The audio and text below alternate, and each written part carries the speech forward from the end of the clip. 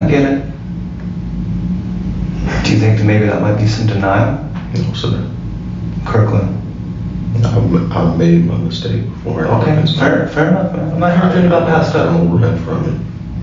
Then tell me about what happened to that baby. I don't know. You do know. I don't. Kirkland, I don't want to go down the road with all the stuff that I have on my phone. I want to hear it from a man. You're a man, right? I am You're a man that maybe made a mistake, not a monster? not a monster. Okay. Not a monster. Not a monster. Safe in there. You ain't safe in there. They gonna get you, you coward. You's a sucker. You's a sucker. You a sucker. You a sucker. You a child molester.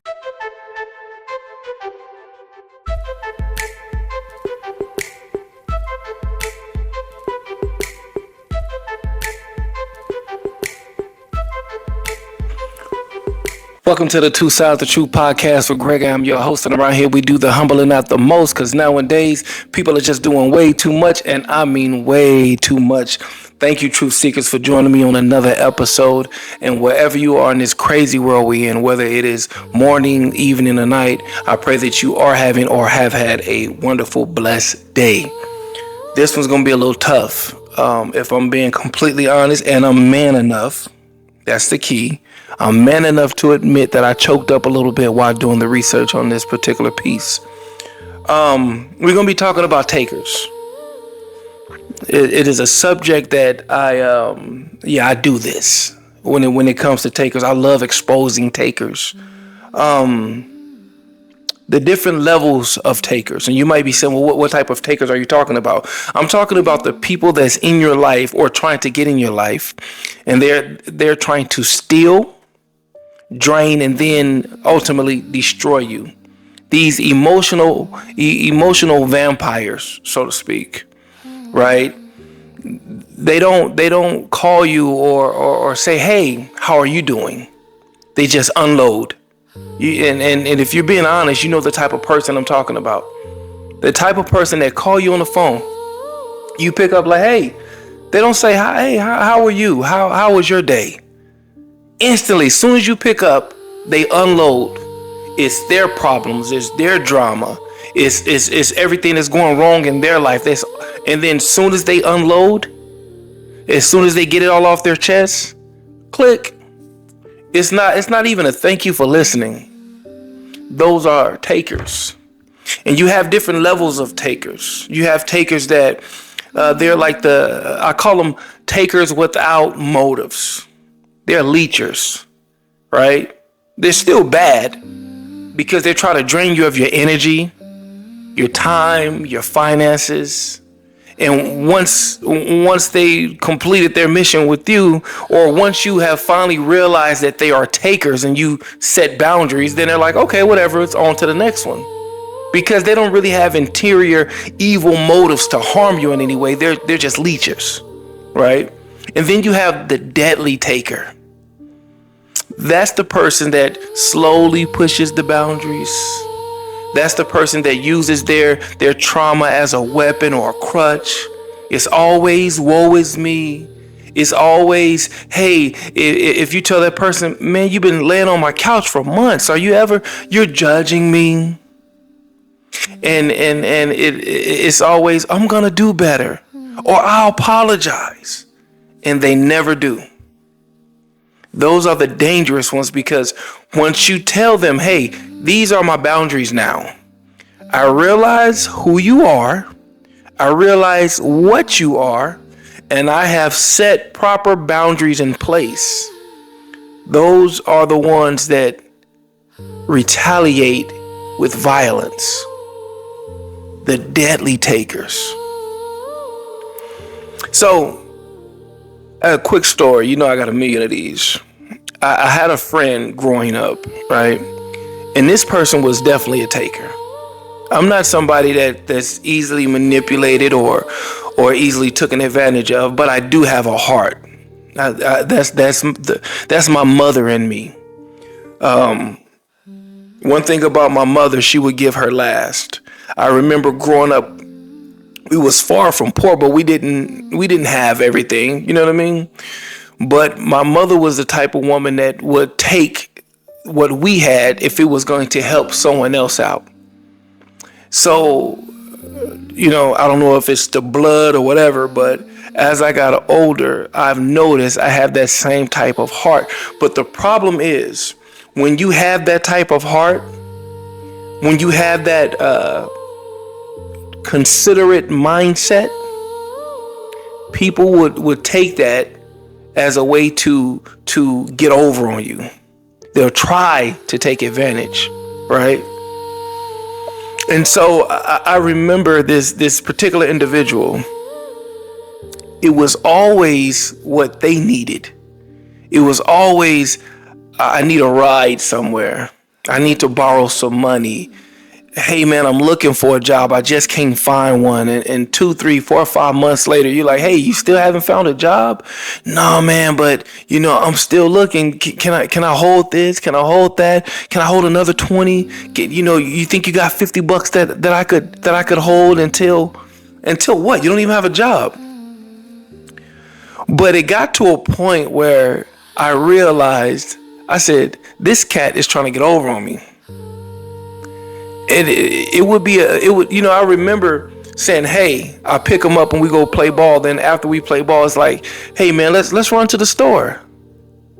And it's always me that buys the beverages, right? Or hey man, let's hang out. You want to go out and get something to eat? And it's always me that's paying for the food. So you know what I mean? And so once I finally made up in my mind, I said, you know what? This guy's always borrowing. He's always asking. He never gives. It's always his issues and never concerned about what I'm going through. I'm going to put boundaries in place. I'm done with this. No more. So this particular day he called me. He said, hey, man, do you think you can give me a ride to, I want to go to a fast food restaurant and grab a bite. All right, cool. No problem. No problem. That's that good heart in me, right? I'll take time out of my day to come pick you up, take you to get something to eat, no problem. So we pull up to this McDonald's in North Las Vegas. And he's ordering, he proceeds to order all his food, and this brother's just ordering, right? Let me get a number one, let me get an apple pie, let me get a large, Biggie there, whatever it is. And we pull up to the window, and I didn't order anything, but I reached my hand, I'm like, okay, the money. And he looked at me, he go, oh, I thought you got me. You thought I got you. Wait a minute. Wait, time. It'd have been different. It would have been different if he had called me and said, hey, man, I'm down on my luck. I don't have, I just don't have it, but I'm hungry.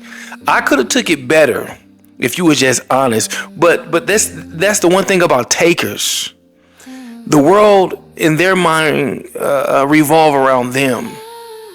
And they're so consumed by this nature of taking that they just automatically assume that you got me.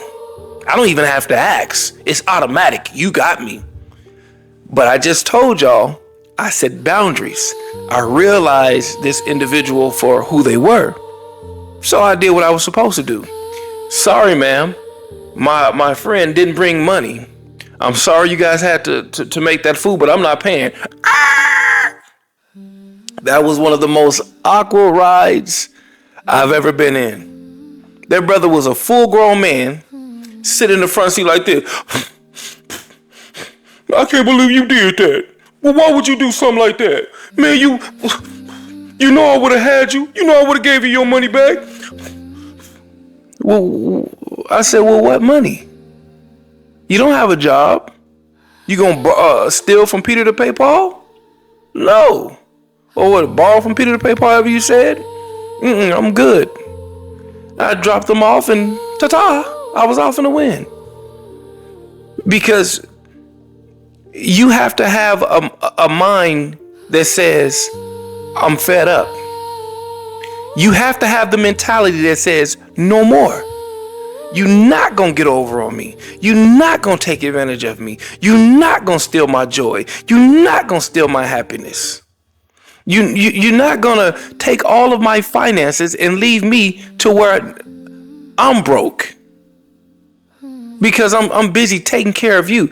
And that's when you know you're really dealing with a top level taker, because they don't care if you have enough. Pay attention to what I'm saying. This may not be for everybody, but it's for somebody. You know you're dealing with a top level taker when they just take, and they're not even concerned if you have enough to take care of you. If that individual isn't saying, well, are you good? If you can't do this for me, I understand. I want to make sure you're good. Then it's time to let that person go. It's time to let that person go. But the example I just gave was the taker that I said without a motive. Because once I set the boundaries, it's not like that individual will set out to do me any harm. They just moved on to the next person that they thought they could take advantage of. But what about the deadly taker? What about that person that if I can't have my way, I will retaliate in a violent manner? Which brings us to this story, this heartbreaking story. If you have any type of human side where you truly care for people, I'm not just talking about people that look like you or talk like you or people that live in your neighborhood, wealthy people. I'm just everyday people. This story will break your heart. You have Meshay Melendez, 26 years old. She have a daughter by the name of Layla Melendez, who is 6 years old. Meshay was a victim of a taker. Not the leech type of taker like the individual I told you about, my associate, but a dangerous type of taker. The individual that says they don't respect your rules. The individual that says I'm going to push you to the limits. The individual that says I'm going to see how much I can take from you until it breaks you. She resides in Vancouver, Washington. And it's funny because I didn't know this, but when I do these pieces, I try to look at where these people are from and the crime rate and things of that nature. And surprisingly, it had a higher crime rate too, as it relates to other cities, in Washington State, which I never knew that.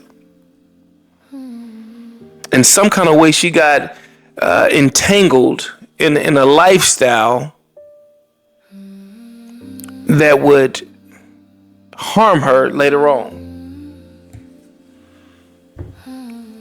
The more I read this story, you can see that this woman had such a love for her daughter. She often did TikTok videos, and there's her daughter right alongside of her dancing. And when you listen to interviews from her family, they co-sign that sentiment. They say, yes, her daughter was her life. And that's why it's so puzzling to me that she would get involved with such a dangerous taker, because when kids are in the picture, then it's time out for everything else. When kids are in the picture, the rules change. You have no time for, okay, I'm going to give him the benefit of a doubt. Your obligation is to the child. Your obligation is to that child's safety. Why? Because that child does not have the tools necessary to defend themselves. I don't care how much you are emotionally attached to this taker, because that's one thing they specialize in. They specialize in manipulation to get you attached to them in such a way that you become their world, and vice versa. But when you have a child in the picture, I don't give a damn how much you like that person. Your child is first. And too many men and women allow people into their lives that can harm their children. And it's not fair to the child. And this is not towards Meshay. She's just a byproduct of what I'm talking about. This is to any individual that's allowing people into their lives when they have small children in the picture. You have to pay attention to the red flags, because the red flags don't whisper. They warn.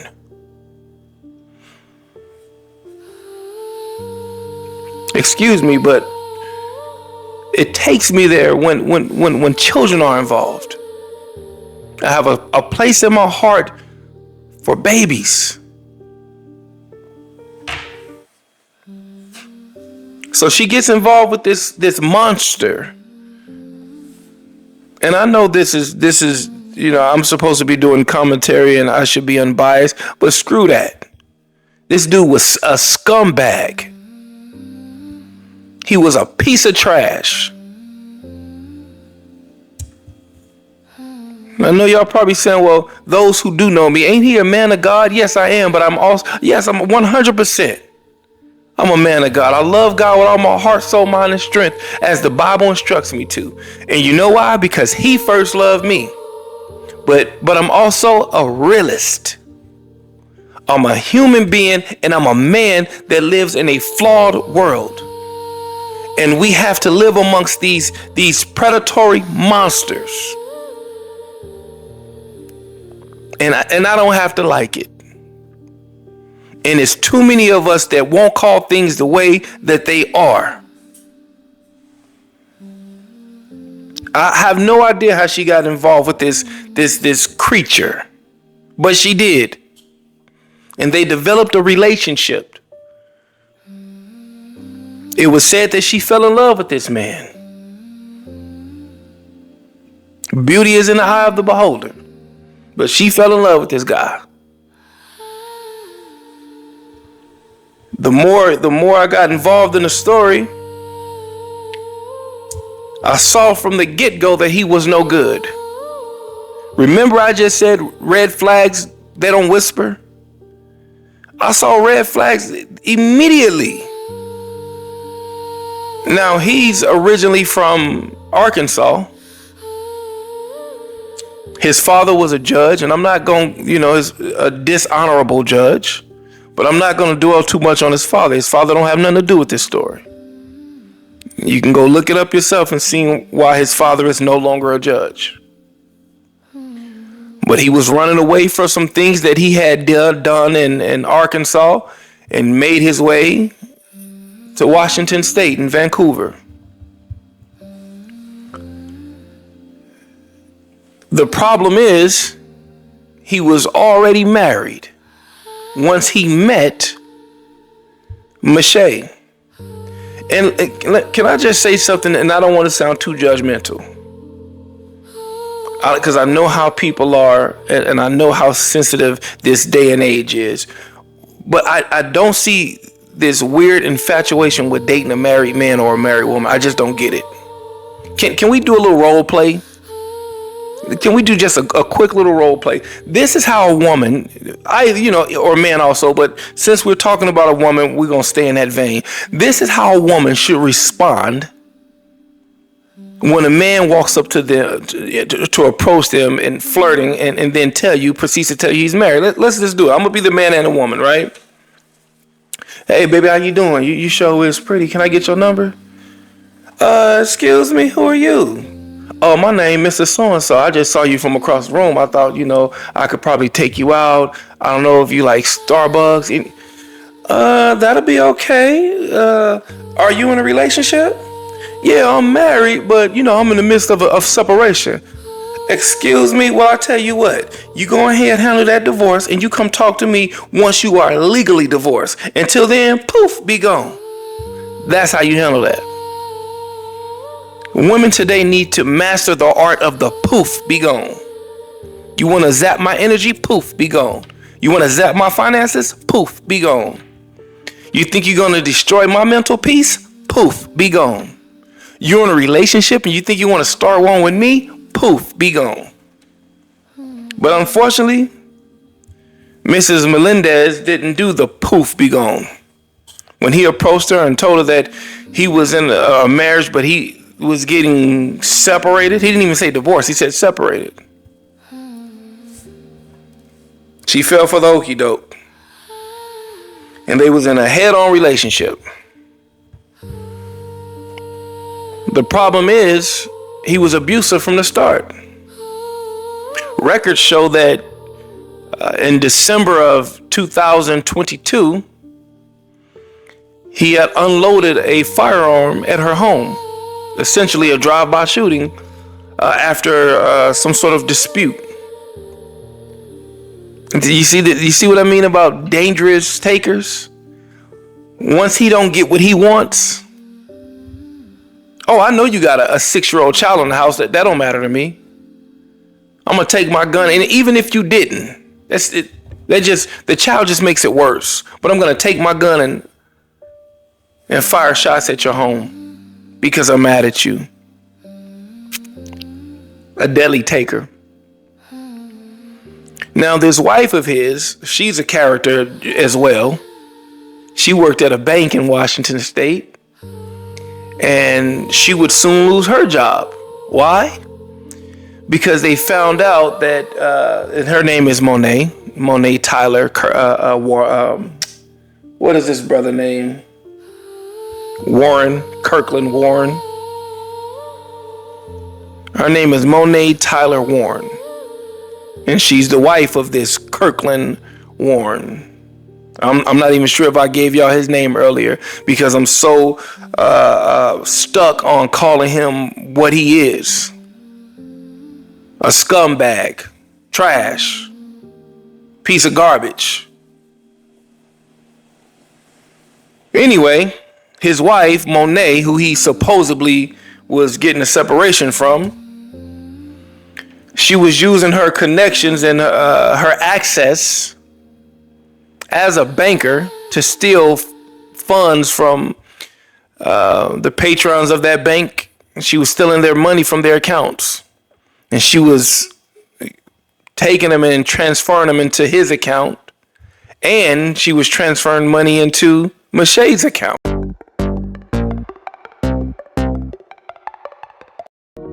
But what was Meshay and Monet's connection? How had they developed the scheme if they were indeed both involved? The only thing the two women had in common was one man, Kirkland Warren. And Monet blamed Kirkland when she was questioned by police.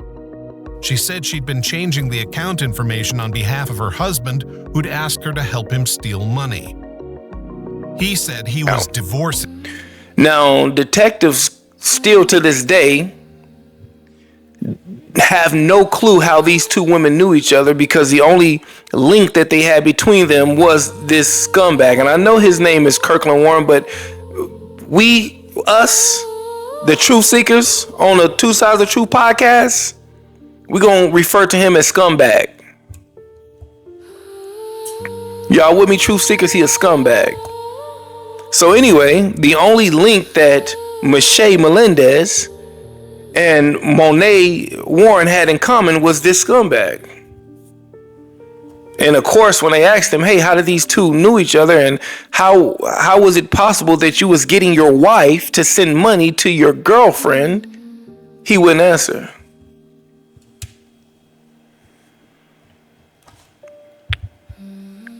The more research I done, I found out that they were living together in a friend's apartment. Whenever he would argue with his wife, he'd go and pick up Meshay and her 6-year-old daughter, this beautiful little Layla, and they would go stay at a mutual friend's apartment. And you might be saying, well, why in God's green earth are they staying at someone's apartment? Well, remember I just told you about when he shot her home in December? Well, she called the authorities and had a restraining order placed on him. And this is where the story takes such a very, very strange twist. Hold on to y'all seats. So this man is on a run from Arkansas because he unalived this individual, which they claim was over some sort of money dispute. And this corrupt judicial system lets this man out. He flees and have this dispute with his on again, off again girlfriend, Meshay. She don't like the fact that he shot at her home, so she calls the authorities and have him arrested. And you're telling me that the Vancouver Clark County Police Department, you guys didn't do your due diligence? You guys didn't see that this scumbag had a prior unaliving charge? I can't stand that word unaliving, but these guidelines, I have to say it. I have to. But he has this unaliving charge, and you guys just let him go. And this is 2023. This ain't 93 or 83. This ain't 1923. We should have enough tech, and we should have the proper training in place that when someone that evaded the law, when someone has evaded the law from another state and they end up in your state on another dangerous charge, unloading a firearm is very dangerous. Ain't no telling who he could have hit. Like they say, bullets don't have any names. These are dangerous crimes this man is committing or was committing. He breaking the law in a major way. And they let the man out on bail. They release him. And I hate to sound like I'm talking bad about the dead, but of course, Meshay calls up and says, hey, I shouldn't have called the police in the first place. He never did what I claimed he did. Let him go. That's that manipulation part I was talking to you about. He was a master manipulator. He had this girl so wrapped up around his little pinky finger that he was able to control her telepathically or what is it? Telepathic or telekinesis, either or. One of them, I don't know. Somebody help me. And so they're back at their friend's apartment, and this monster, this scumbag, decides that him and Meshay is going to go for a ride and leave the 6-year-old with the friend. When he comes back, now mind you, this was night. He don't return back to the apartment till 8 a.m., 8 o'clock in the morning. And he tells the friend, bring out 6-year-old Layla.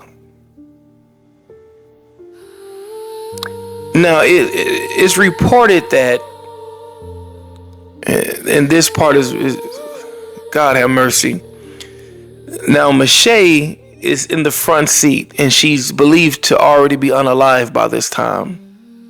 She had no clothes on from the waist down. But some odd way the friend didn't notice this. Apparently because she only opened up the back seat.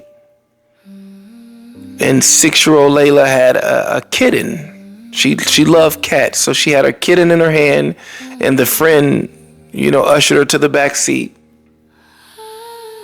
It's reported that the scumbag yelled at the friend and said, "Hurry up and shut the door. Shut the door. Get away from the car."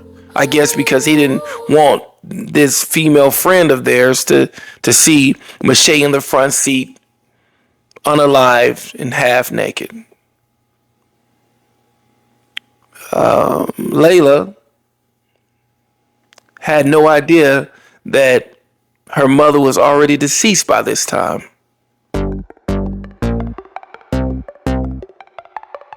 And that same day, 2 bodies were found. On Wednesday morning, the Clark County Sheriff's Office got a call from someone who was walking on this rural road in Washougal. The caller described what they believed to be 2 life-sized mannequins down an embankment near a creek. But when deputies arrived on scene, they discovered 2 bodies.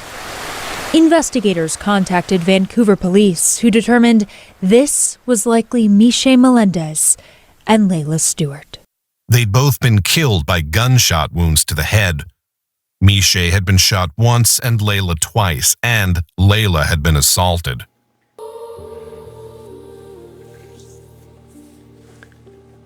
It is reported that he took them to a wooded area and he proceeded to molest this 6-year-old baby. And that's all I'm gonna say about that. And then he shot her twice in the head. Now do you understand why I call him a scumbag? Now do you understand why I say he's garbage and he's trash and he's the scum of the earth? Richard Pryor once said in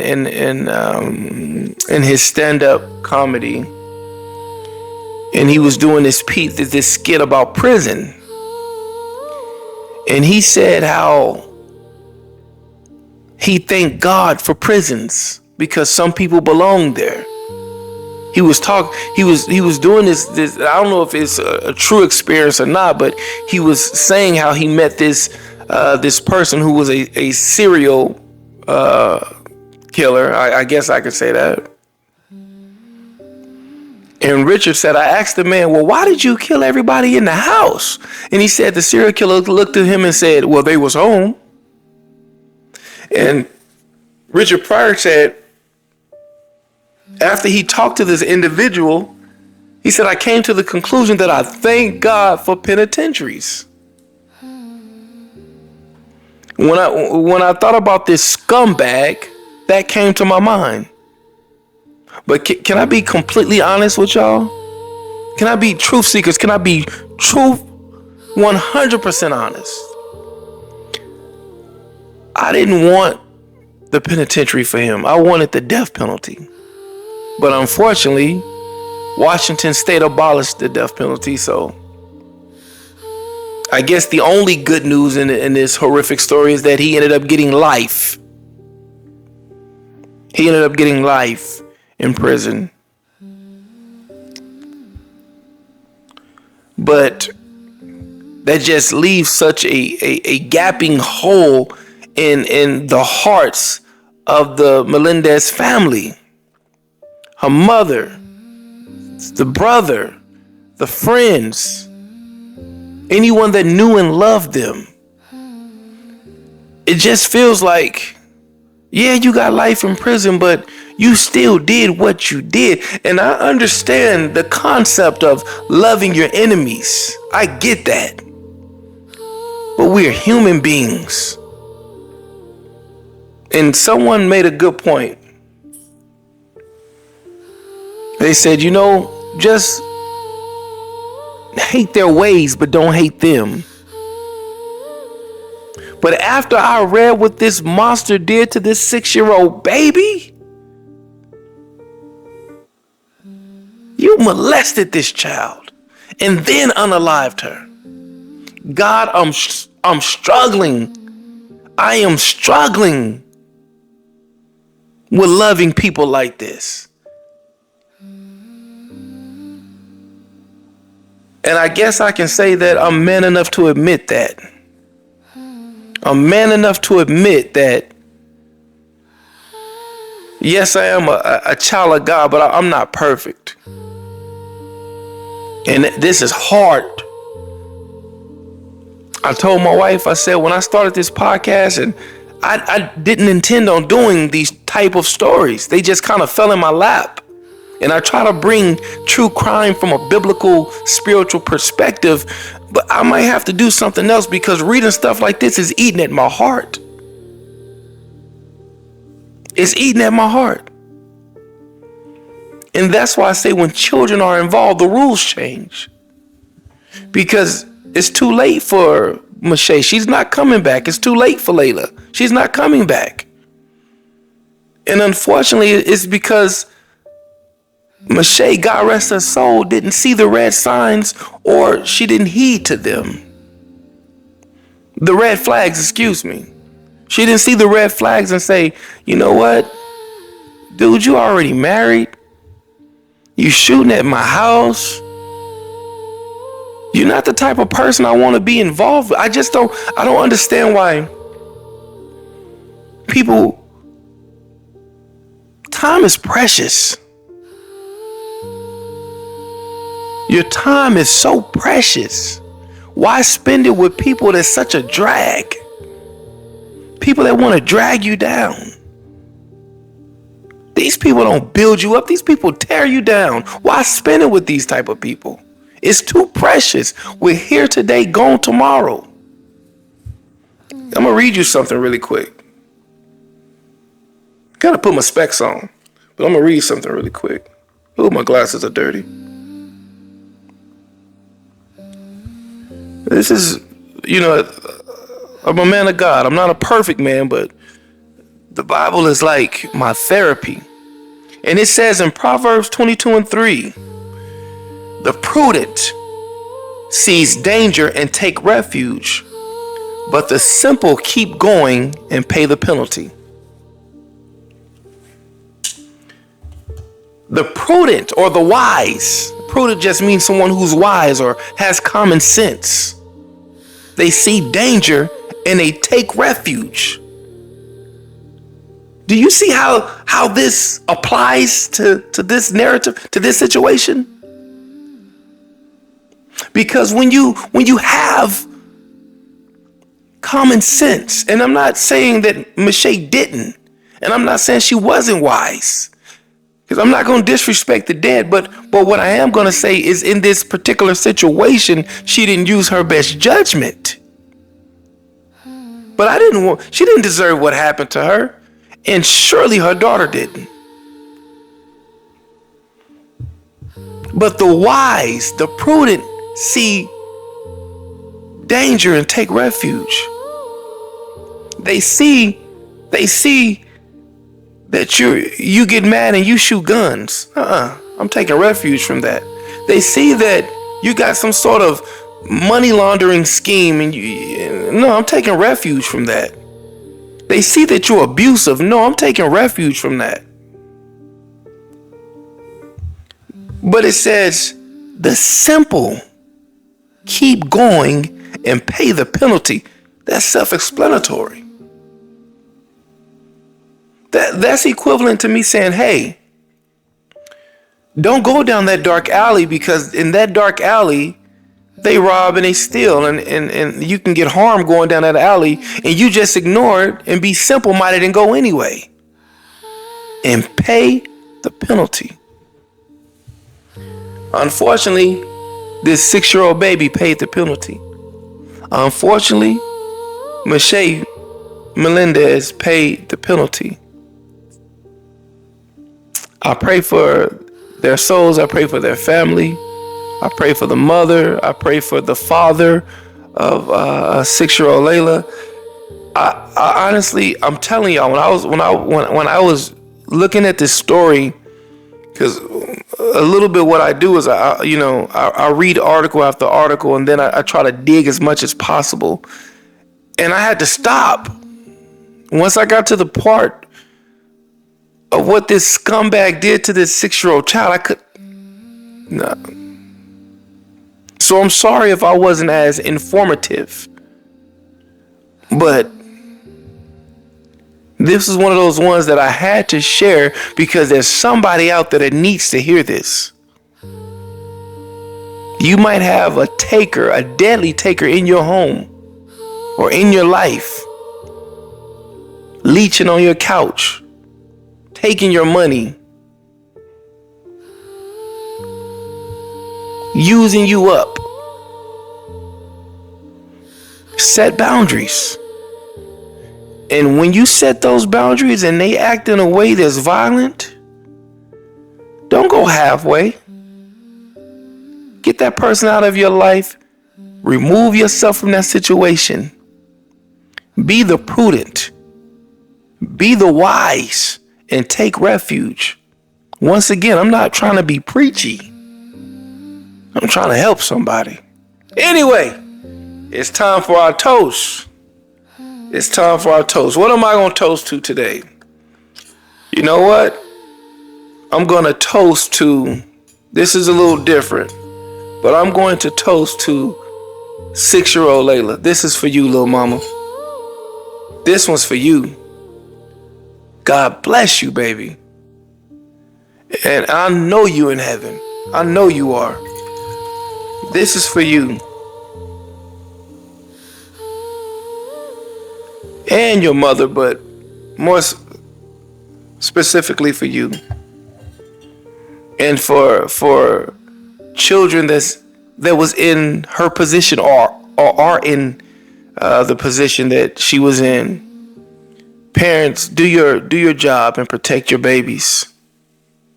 They can't do it. You have to do it. And if you can't do it, I hate to say this, but give them to somebody that can. This is for you, little mama.